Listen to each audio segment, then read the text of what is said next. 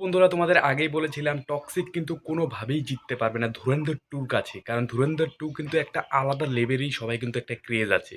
তাই ফাইনালি কিন্তু অফিসিয়ালভাবে জানানো হয়েছে ধুরন্ধর টু কিন্তু 19শে মার্চ রিলিজ হচ্ছে, কিন্তু জুন মাসে কিন্তু 4 জুন মাসে কিন্তু রিলিজ হচ্ছে টক্সিক। তো বুঝতেই পারছো একদম ভয় পেয়ে একদম পিছিয়ে দিয়েছে রিলিজ ডেট।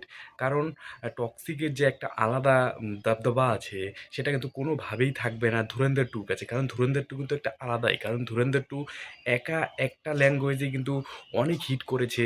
আর টক্সিক কিন্তু অনেকগুলো ভাষাতে রিলিজ হয়েছিল, হবে, কিন্তু তাও কিন্তু অত দাবদাবা নাই।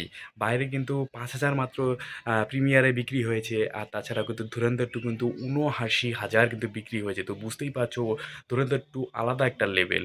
তো অবশ্যই ফাইনালি জানা গেল।